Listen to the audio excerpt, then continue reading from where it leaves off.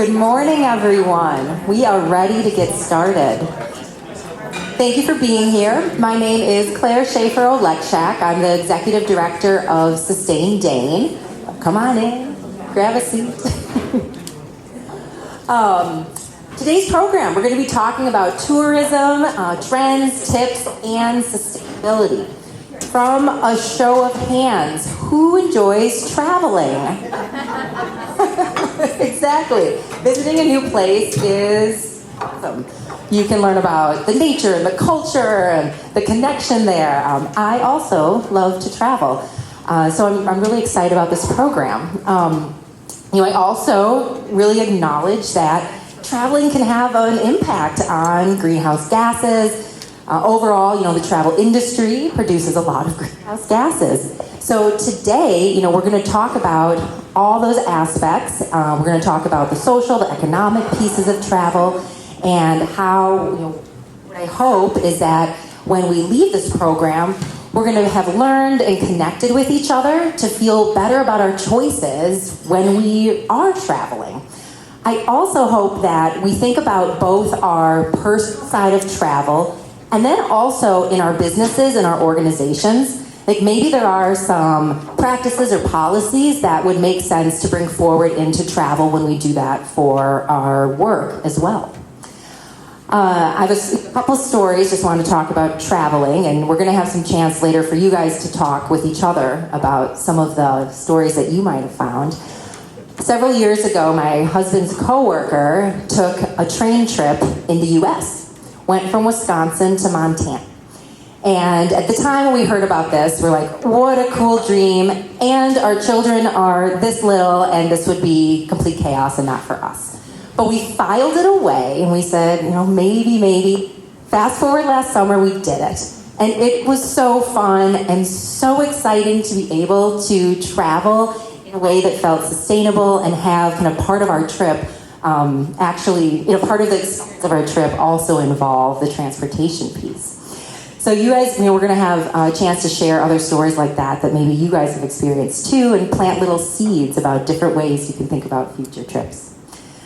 I'm looking forward to hearing these tips, getting inspiration, and learning about sustainability and tourism overall.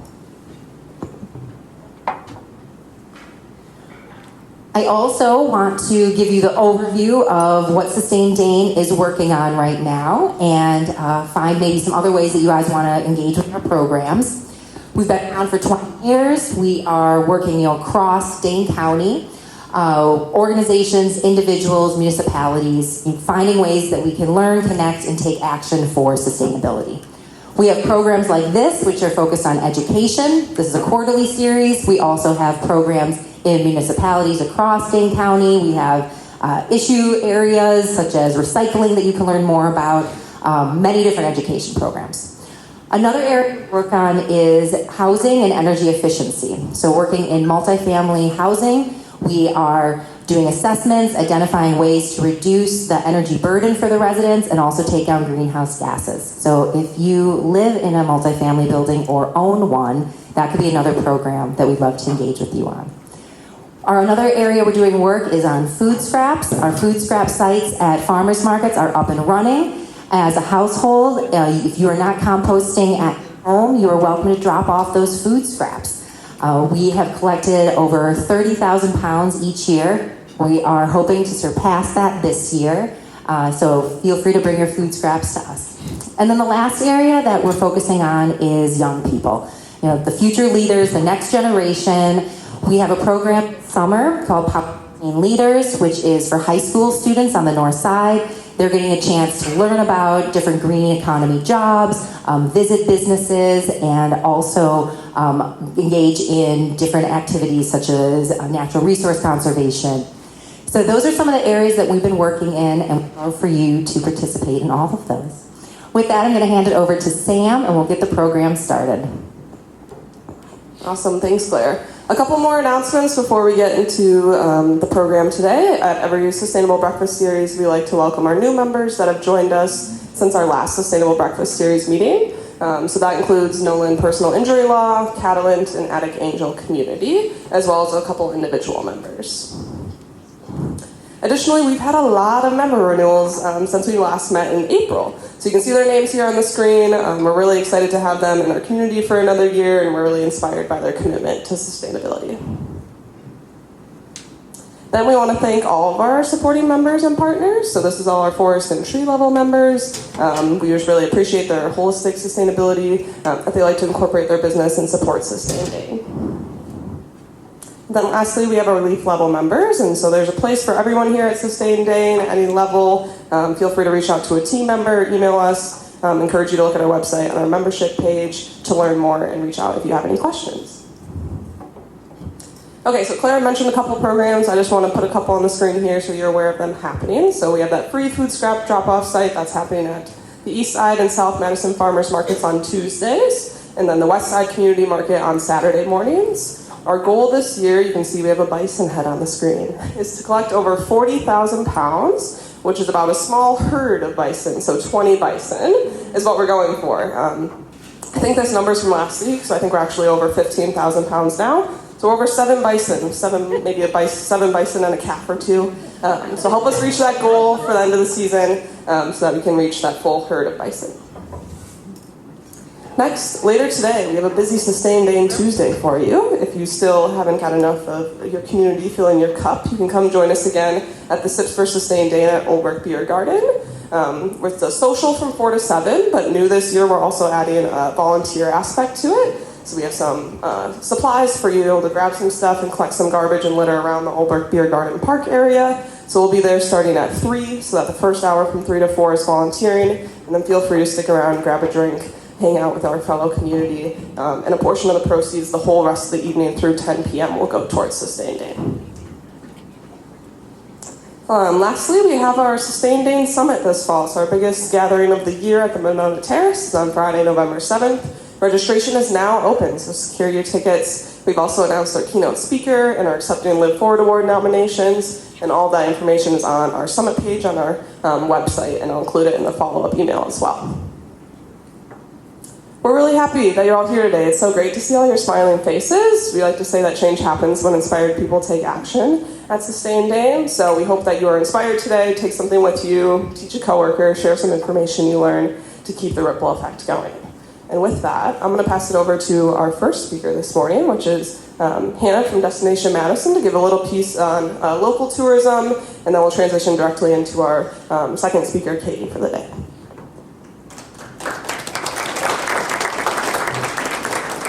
Thank you. I'm excited to be here, excited about this program. So I'm Hannah with Destination Madison, and I'm just going to do a brief intro on sustainable tourism in Madison. So Madison is built on ancestral lands of the Ho-Chunk tribe. There was likely an ancient village where Madison's lakes are today. And so we continue to remind our community that Madison has always been and will always be a gathering place. This history is the foundation for why we consider it our responsibility as a tourism entity to make Madison a welcoming, sustainable place for all. When we think about sustainability in tourism, we're really thinking about it as economic, social, and environmental. So I'm going to share a few quick points on what Destination Madison is doing in each of those areas. So for economic, you may have heard, but 2024 was a record-breaking year for tourism's economic impact in Madison. We had 9.2 million visitors come to Dane County, and they spent a record-breaking $1.55 billion, which equates to $4.2 million a day. And without hotel room tax collection, local households would pay an extra $721 in state and local tax. And tourism supports over 19,000 jobs in Dane County. When we think about social sustainability, we want Madison to be a place where visitors and residents alike can thrive. So what started as a focus group turned into 18 unanimous yeses when we asked partners if they wanted to serve on an LGBTQ+ advisory committee. This group meets quarterly with our internal teams and advises on best practices and opportunities. With their guidance, we've launched Madison Queer Voices, which is a story portal populated by people from the city, from a spectrum of identities and backgrounds, who share their experiences about visiting and living here in their own words. We've also partnered with Hospitable Me, and we've hosted 2 Everyone Welcome educational events, which provides info for hospitality workers on how they can welcome LGBTQ+ travelers to the city. We also work in various ways to celebrate our local workforce and strengthen hospitality career paths by building a pipeline and improving retention. So we advocate for hospitality career paths in a variety of ways, including partnering with the hospitality program at Madison College.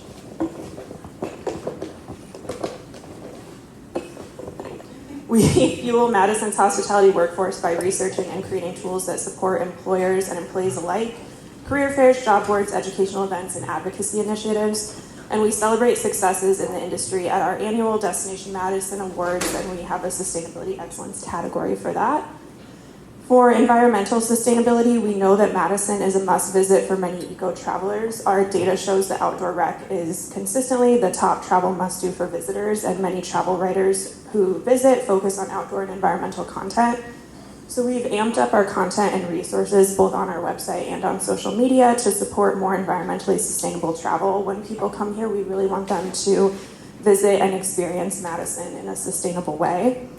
On our website, we've had it for a while, a sustainable travel to Madison page and a green meetings page, both of which are comprehensive resources for leisure visitors and B2B visitors. We launched last year a volunteerism page. So these are focused opportunities that are accessible to visitors, but are also, of course, open to residents, but really looking at, like, if you're here for a day, what can you do in that day? So if anyone has opportunities for visitors, you can let me know. And then we launched Madison by Bike a couple of years ago, which is an interactive bike trail, bike experience that people can do, win prizes, all of that stuff. And we've got almost 3,000 signups on that to date. In addition, we've partnered with Destination Think, which is a global organization that believes tourism must lead to a better future. Through Destination Think, we've been able to be part of many conversations with peers on sustainable travel. And last year, we were part of the UN's World Tourism Day through Destination Think's 100 Travel Innovation Stories. The Madison story focused on leadership in alternative transportation methods. Recently, we were featured on their podcast, Travel Beyond. Their recap, Madison is setting a bold example for inclusive and sustainable tourism with women-led leadership, deep DEI commitments, and climate action built into daily life. So again, excited to be here, so eager to learn from this session. Thanks.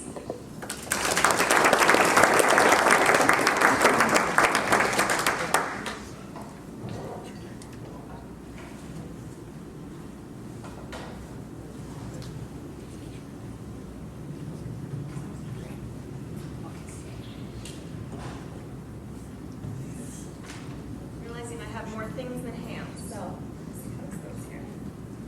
Okay. Oh, nope. Now? Okay, there we go. Okay, hi everyone. My name is Katie Freeman. I'm here today to talk about sustainable and ethical tourism. So by day, I work at the UW-Madison School of Medicine and Public Health. I am a program manager and adjunct professor.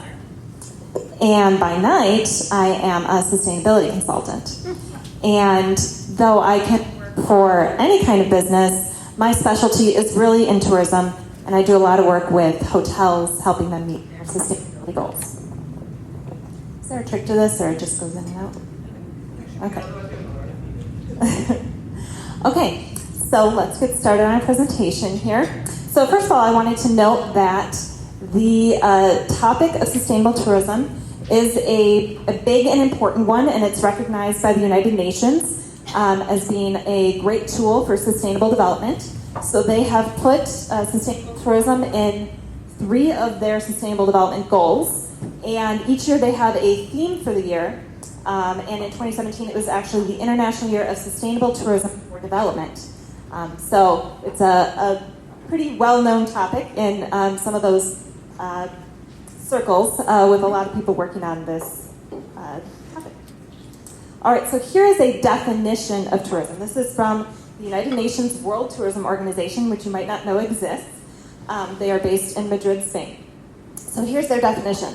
Tourism comprises the activities of persons traveling to and staying in places outside their usual environment for not more than 1 consecutive year for leisure, business, and other purposes. So this is kind of vague, but basically you're going to a place you don't live for less than a year. So this can count as what we normally think of as tourism, which is vacations, but also could be business travel, it could be visiting family, traveling for a medical procedure, study abroad, anything like that falls under tourism. And there are a lot of people who do not like to call themselves tourists because that word gets kind of a negative stereotype with some of those things you think of. But for like statistical purposes, exact definition, all that falls under tourism. But you can call yourself what you like. Okay, so I'm going to go briefly over some stats so you can get an idea of how big the tourism industry is and how it was affected by COVID. So here we have growth of the tourism industry. This is international tourist arrivals. So it's a lot easier to study international arrivals rather than domestic. Countries do keep track of their domestic tourists, but if you go to visit your mom in Minneapolis for Thanksgiving, technically that's tourism. It's harder to track those sort of things. But with international tourism, people are going through customs. So it's a lot easier to track it. So here we have international tourist arrivals. This is 2005 through 2023. And so you can see it's going up quite a bit. So this is in millions. So we have 1.4 billion. And then when COVID hit in 2020, we went down to 407 million that year. And it's slowly been climbing back up. So this graph doesn't show it, but in 2024, we finally broke even again with where we were at 2019 with about just under 1.5 billion. And so here you can see, this is a little bit old, but it's been pretty spot on so far. This is where tourism has gone, and then this was in 2010. So they were predicting for the next 20 years where tourism was going to go. So we are now back on track. They've been pretty good, even with COVID in there. They're pretty accurate in predicting, and they're saying by 2030, we're going to have 1.8 billion tourist arrivals. And so these are arrivals, not actual individual tourists. So one person that travels a lot, each of those trips that they're going on, each time they cross the border, they're counting toward that. So there's fewer people than 1.8 billion that are traveling. That's just the number of border crossings. You can see by the colors here the different areas of the world where people are traveling. So this graph starts in 1950, and you can see then there was only 25 million international tourist arrivals that year. And it was mostly Europe in blue and the Americas in red. And then right when we got to the 1980s, there started to be more tourism in places like Asia, Middle East, Africa. So those tourism in those places is growing the most rapidly. And it's going to be over 50% of tourist arrivals predicted that it'll be over 50% by 2030. And yeah, tourism in low-income countries is growing twice as fast as in high-income countries. So here are some stats on why tourism matters. So it's 1 in 10 jobs in the world. So when COVID hit and other things happened, that's a pretty devastating thing to a lot of jobs in the world. We've got $1.6 trillion in U.S. exports. That's about $4.5 billion per day on tourism. That's about the same as Australia's entire GDP. We've got 10% of the global GDP. They're the third largest global export after chemicals and fuel in the world. And they are the first or second largest source of income for 20 of the 48 UN classified least developed countries.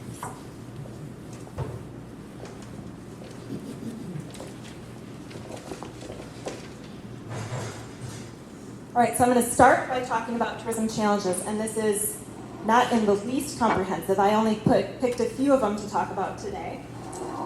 So we'll be going over economic, social, and environmental sustainability aspects that are challenges in tourism. So first of all, like I alluded to with COVID-19, economic dependence on tourism makes economies and livelihoods very susceptible to fluctuations. This is St. Peter's Square at the Vatican. This was after COVID hit, and it was just empty, and that's normally a very long line. So first of all, just in normal years, most tourist places have an off-season. So it tends not to be consistent income for the people who are relying on tourism there. It goes up and it goes down. And then, of course, tourism is very sensitive to political situations, to natural disasters, to weather, to disease outbreaks. So it can't always be completely consistently relied on. So with COVID, airlines alone lost $300 billion in 2020, and there were 62 million tourism jobs lost that year. All right, please forgive my attempt at illustrating this. So this is a very important economic aspect of tourism is the leakages. It's called tourism leakages. So when tourists are traveling and getting money, a problem that arises is that a lot of that money leaves the country. So you may be thinking, if you go to Italy, oh, I'm bringing money to Italy, but in fact, perhaps a lot of that money is leaving. So it's usually 40 to 80% of your money that you spend when you're traveling leaves. It can get to 95%, and that affects mostly low-income countries. So here's an example here. I'm picking on China here because they tend to be very, we'll say, business savvy in this aspect of dominating the tourism supply chain. So if you take a group of tourists from China and they go to Italy, they may take a Chinese airline to get there. They may stay on a Chinese cruise ship and travel that way and eat a lot of their meals on there. They would have a Chinese tour guide. And again, they would probably eat a lot of their meals on the cruise ship, but a lot of companies would have also bought up restaurants in China or in Italy, bringing their tourists specifically there. And they also buy up a lot of the stores, and so they bring their tour groups specifically to those stores, and a lot of those items may in fact have been made in China. So you can see that they have dominated that supply chain, and so most of the money from that tour group coming over to Italy is in fact going back to China. So this happens in a number of places all over the world. Tourism may prevent members of a community from being able to access their own cultural and natural treasures. So you can see in this photo here illustrates this example where the coastline is fully developed. So even if we have a law that says that the beach is a public beach that anyone can be on, it can be very difficult for people to even get to that beach because of all the development along there. So as places become more and more developed, this can be a big problem for people who rely on fishing for their livelihood, or even for people who just want to enjoy being near the ocean. Someone could grow up a couple miles from the ocean and never see it because that is an exclusive resort area. So that can be an issue there. Over-tourism. If you've been paying attention to the news, this one comes up a lot. Right now, the focus is on Mexico City.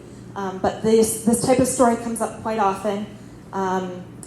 Last year, it was in Barcelona. The media was focusing on with locals running around with squirt guns getting the tourists. This particular protest was in 2010 in Venice. 2,000 people marched against tourism, the local residents. So Venice being an example, there's about 50,000 residents left in Venice, and every day they get more than 50,000 tourists. So it is just a huge part of their way of life now is the tourists being there, and it can be very disruptive. Now, of course, things like rising cost of living and gentrification are very complicated, multi-layer problems, but they tend to want to protest the obvious, some of the obvious culprits, which in a lot of these cases are cruise tourism and then Airbnb. So with Airbnb, of course, I'm sure you're all familiar with it. You can stay in private residences, but what is very common now around the world in touristy places is people use it as investment opportunities and will buy up many apartments in a building, essentially turning it into a sort of hotel. And that prices locals out of being able to live in their own area. So that becomes a problem. Then, of course, with the cruise tourism, like I mentioned before, with the leakages, we've got big boat pulls of people pulling up, crowding the streets, going into only a few stores, a few restaurants, and can be very disruptive. I just wanted to show you this photo. So I think it's kind of a shocking one. So the mayor finally banned cruise ships coming down from into this canal in Venice in 2021. It took a while.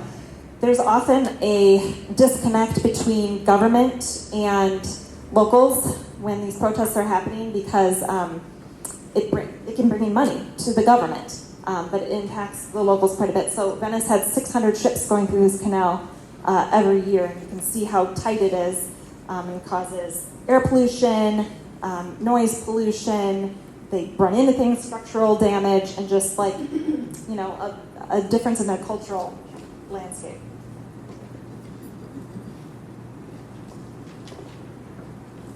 Right, here's another tourism challenge, is that tourism is often referred to as a new form of colonialism with unequal distribution of resources and a demand for preferential treatment.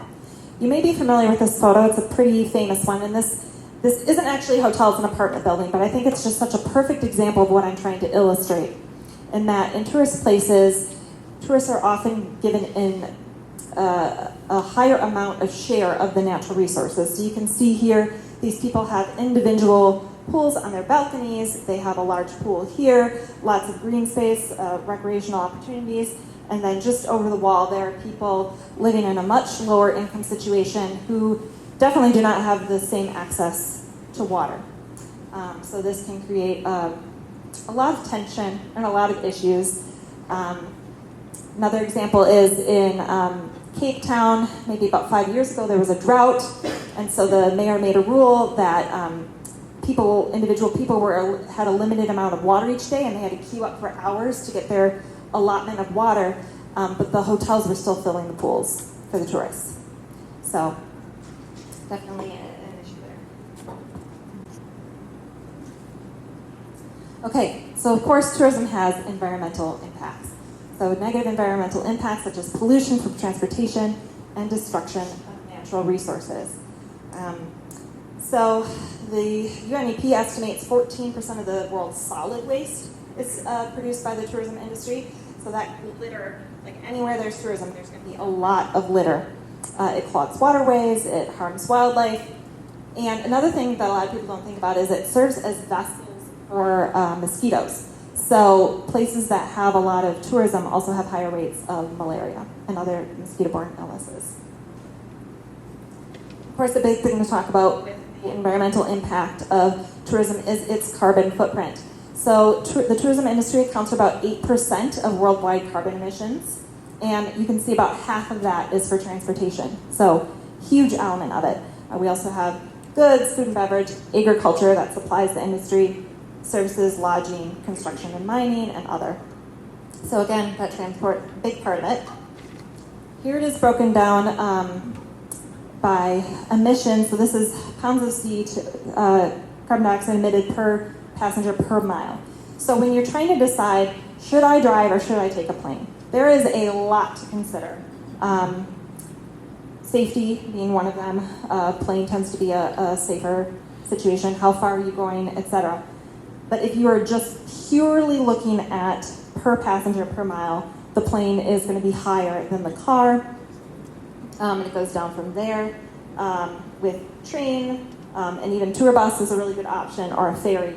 So if you're ever in a situation like Claire mentioned earlier, like if you can take a train, that's going to be a really good bet for reducing your carbon footprint for your trip.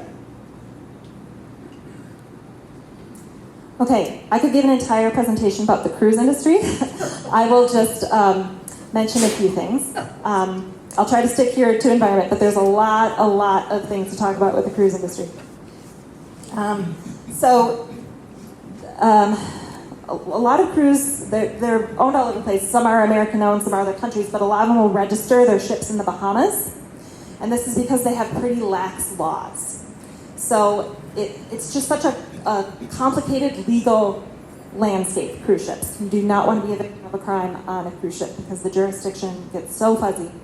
But there's pretty lax laws in the Bahamas for these ships. So on a 1-week cruise, they generate about 300,000 gallons of sewage, 8 tons of solid waste, 25,000 gallons of oily bilge water, 2 million gallons of gray water. And these may be some fairly old statistics because these ships just keep getting bigger and bigger. Of course, If you are in, for a lot of countries, like if you're in U.S. waters, it's illegal to discharge or dump, but a lot of these places are doing it anyway. There's that. It's pretty popular to take cruises up to Alaska, and there's that body of water outside of Lake Victoria in Vancouver, and that has been the toilet bowl of America because a lot of ships will discharge their sewage there. So, as you can imagine, this is a pretty bad environmental issue. I'm going to touch briefly on animals. There are a lot of animal issues, but I'm just going to mention one specifically.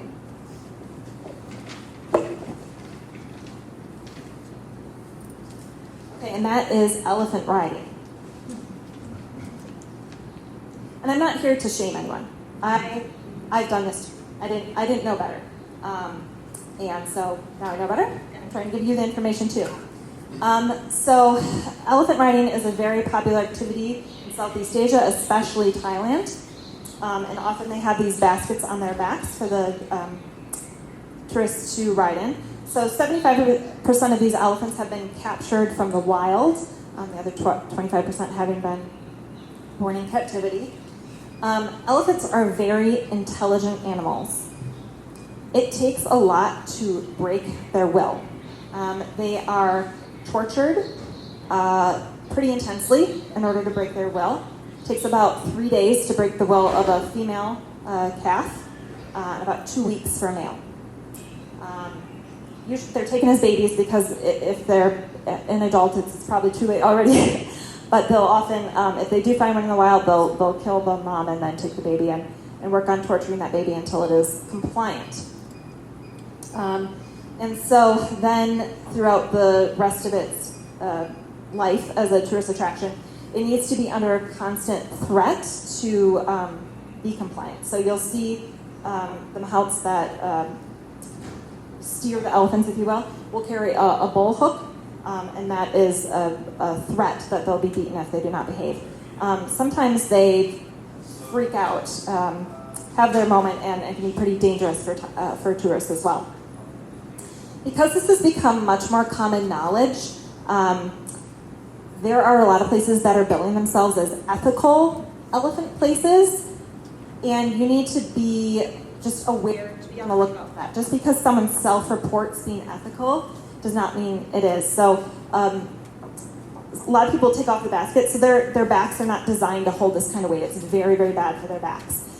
If you take off the baskets and ride bareback, it's still not great for them, and they still have to be under that threat. A lot of places are also doing bathing elephants as an activity. Elephants don't need to be bathed multiple times a day by humans, nonetheless. It's not good for their skin, for one thing. Causes skin damage, disease, chronic pain. So if you do want to see elephants when you're in a place that has elephants, it's best to go to a place where they are free to roam, and there is not actual human interaction on your part with those elephants. There's a lot of other cases like swimming with dolphins, a lot of similar things. Intelligent animal under just a ton of stress in those situations. Okay, now I'm going to turn to happier things. And that is talking about what we call sustainable tourism. So when I say sustainable tourism, I don't specifically mean ecotourism, although that is very much a part of sustainable tourism. Ecotourism is when you are participating in sort of like outdoor nature activities. So if you go kayaking or on a hike or zip lining, those could be considered ecotourism things. Whereas sustainable tourism includes that, but is looking at any sort of tourism and is trying to push that needle away from those negative aspects and towards more of a positive impact. So here is the UNWTO's definition of sustainable tourism. Tourism that takes full account of its current and future economic, social, and environmental impacts, addressing the needs of visitors, the industry, the environment, and host communities.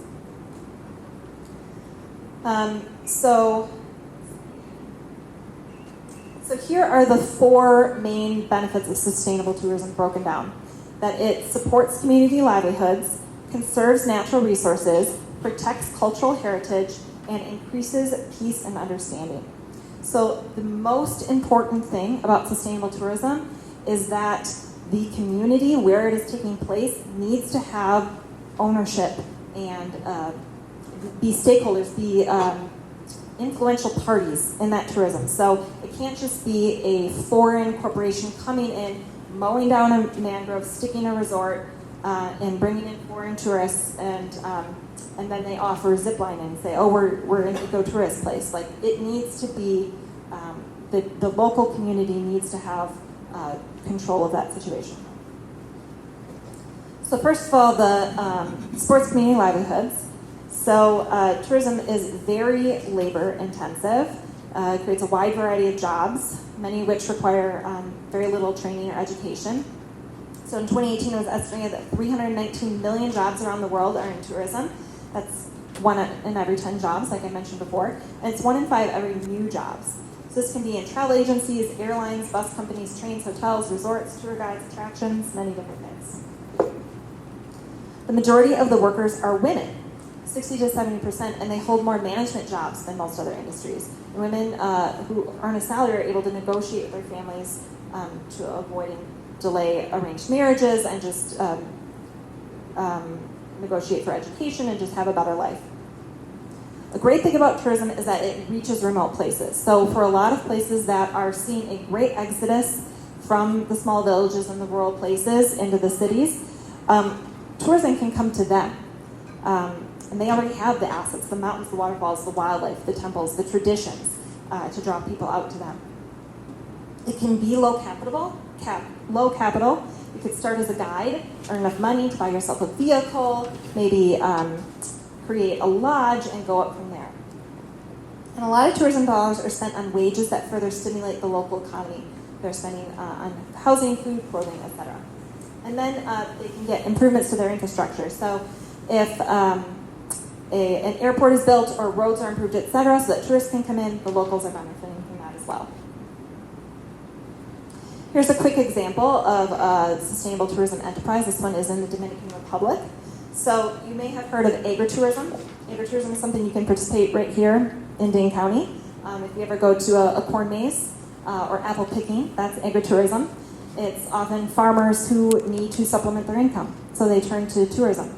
So here's an example in the Dominican Republic of a family who owns a coffee and cacao farm, and so they partnered with a tour agency that's bringing people in to see their home, meet the family, see how the farm runs, and then can buy their products. Here's one of my favorite aspects of sustainable tourism, is that it provides an economic incentive to preserve wildlife and the environment. So if you live in Africa and you're a farmer, elephants can be a pretty big nuisance, and they can be dangerous. And so if poachers come in and take out the elephants and make money on that, you may not protest it. But once the tourists come and say, we will give you money to protect those elephants, suddenly they're a meal ticket. And so people will fight hard to protect them. So we saw another thing during COVID was there was a lot more poaching because the tourists weren't there to fuel the protection of animals. And the same can be said for just natural places. Anytime you visit a state park, national park, any sort of park, you are funding the protection of that land. I just want to mention a few things that are being worked on for advancements in transportation technology. So United Airlines and some other airlines are working on developing technology for electric planes. This is a slow process. They need to keep improving that battery technology, but they're hoping to have them flying by 2030. And Chicago is, they're saying, is going to be one of the hubs for these. There are other things you can do with airplanes that there's technology being developed. I heard even at UW-Madison they're working on this. You can make planes out of lighter materials. There's hydrogen fuel cells that can power cabins while on the ground. You can make more efficient routes. There are alternative fuels. People are even exploring algae. So there are things that are working on. So hopefully that needle will be continue to push toward less damage for the environment when you get in an airplane. And then here's just some technologies that are being explored for ships, such as photovoltaic panels that are also wind turbines to move the ships. Another aspect of sustainable tourism is that it can protect cultural heritage. So much in the same way with natural resources, it can protect these sites of historical significance because they bring in tourists. And it's not just buildings, it's also that intangible culture. So the way people dress, their dances, performing arts, their handicrafts, all of those things that may otherwise fade suddenly have a lot more significance when they are able to treat that as a way to make money from tourists and have pride in it as well. So it can maintain a lot of those things. And finally, sustainable tourism increases peace and understanding. So I'm sure you all know just the very act of meeting people different from yourselves, of sharing conversations, of finding out what you actually have in common, the things that are different, the different way you do things.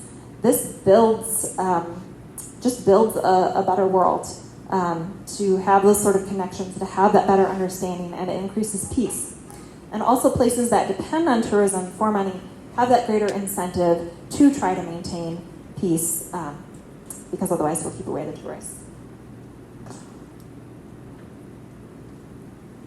Okay, next we are going to do a little discussion amongst yourselves about...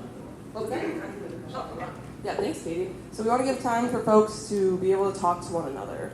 So I want you to think about a trip maybe that you've had recently or from a while ago that kind of sticks out in your mind, like what made you feel good about it? What did you see? If you saw something that was uniquely sustainable there, what kind of stuck with you? It could be, again, local, it could be abroad.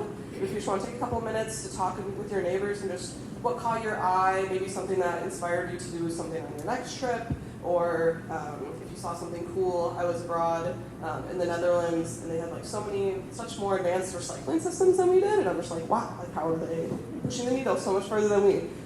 So anything that you just like saw that was uniquely sustainable, that kind of stuck with you and you want to share about, and then we'll talk for 5 to 10 minutes or so, and then we'll do a bigger share out at the end, just so we can hear all the cool things that we've been up to. So go ahead and start those discussions now.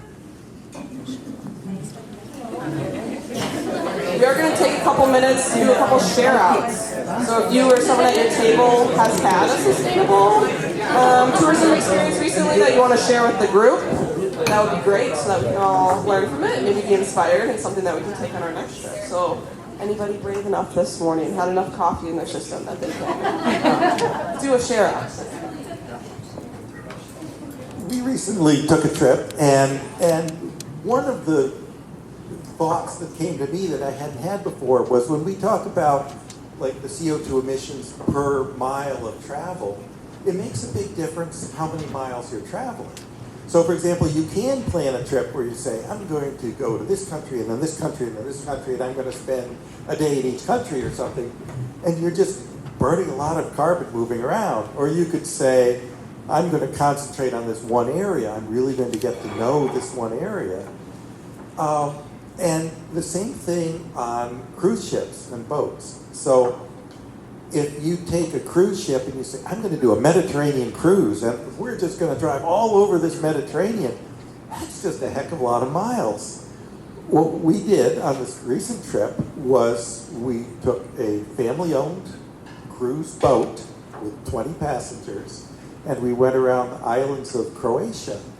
And not only was this a much more, friendly trip, you might say, being on a small family-owned boat, but just in terms of like CO2 emissions per mile, just the number of miles it takes to go around some islands in an area versus going across, whole oceans is a huge difference. Anybody else? Yeah. This isn't my vacation experience, but this is where we work. So as a kind of alternative eco-tourist experience right here locally, come and visit us at Holy Wisdom Monastery. So if you have relatives coming in or businesses coming in, we're a fully net zero campus, and we're happy to give tours of our geothermal wells or our solar panels.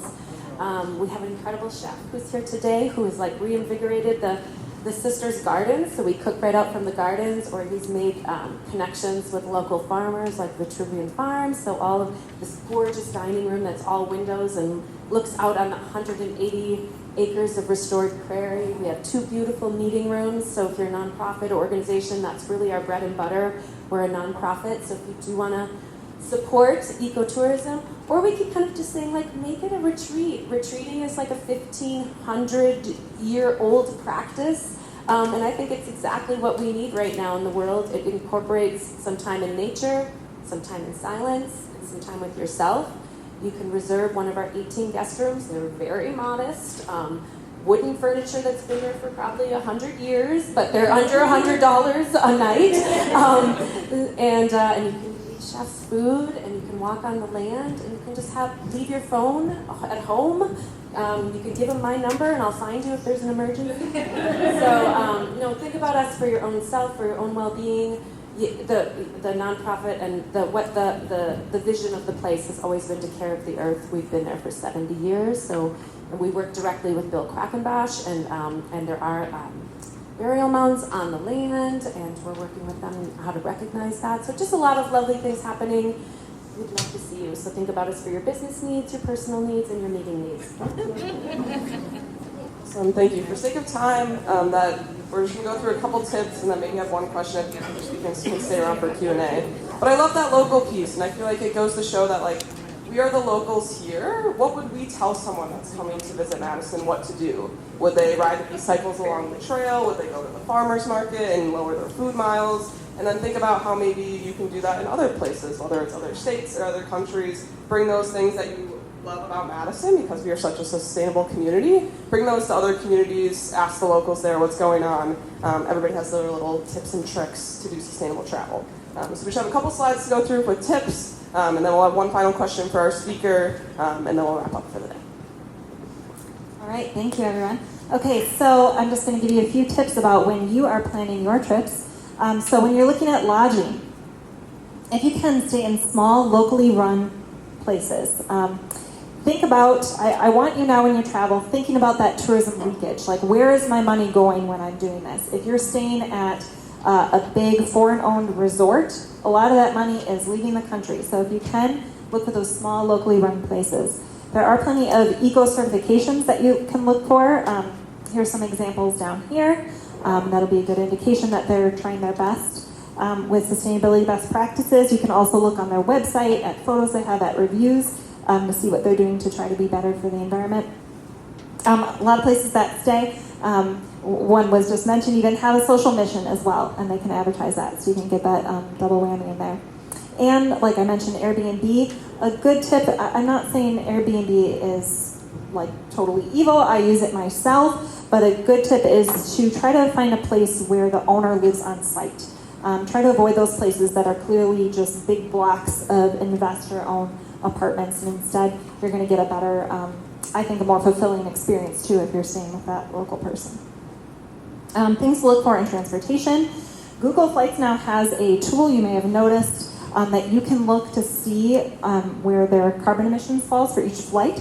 So if you can find direct flights, that's going to be your best bet for lowering your flight carbon emissions. But there's other factors as well, so you can use that tool.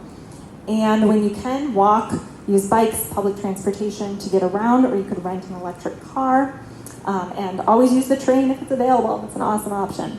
There are ways to calculate your carbon footprint and offset them. There's varying opinions on how effective that is. But I really love, my favorite is Sustainable Travel International has a great tool to help you calculate the footprint, and then they detail their portfolio of what they're doing with the offset money, and it's diverse and pretty awesome. And here's another example is TerraPass. when you are thinking about your itinerary, so try to look for, if you're going with a tour company, ones that are locally owned and that they may discuss their practices for social and environmental sustainability. A great tip is to go in the off season. It's going to save you money. And it's going to be so much less crowded. And if you're going to a place that is normally just crowded with tourists and they have problems with tourists, the overcrowding, if you're there in the off season, they're going to appreciate you so much more. Try to get away from those tourist hotspots, like was mentioned before. It's very common to do this sort of like big city to city hopping, do that checklist kind of travel. In fact, a survey found that 1/3 of millennials won't even bother to travel if they can't post about it on social media. That sort of like checklist, like Eiffel Tower and Great Wall of China sort of things. But I recommend going deep, like was mentioned. Like pick a spot and get to know it. What do they eat? Like what do they do? Like really get to know that place instead of just doing that checklist of the sites. And of course, try local foods at locally owned restaurants. You can look at these later, but I have a number of little cards here with all sorts of tips, some things that I covered and some things that are new. And of course, and I want to mention, this is an awesome documentary. You can find it on Hulu or on other things, The Last Tourist. One of their featured people on there is Jane Goodall, and it goes really more in depth of things that I was talking about today. So awesome documentary. And here's my contact information. You can reach me either at my consulting email or my university one, and here is the QR code for my website. Sounds like we're going to get a question from you. I guess, yeah. Okay. We like to ask our speakers, maybe in like 20 seconds or less, what is your hope? What is your vision for the tourism industry, if you can see that for the future? Yeah. Just a lot of the things I talk about of the trend away from the mass market and the more the local ownership, the more authentic experiences. Of course, I'm excited to see technologies evolve to lower that carbon footprint. I hope everyone gets to experience travel and that these things continue to get better and better. Awesome. Can you join me in thanking our speaker this morning?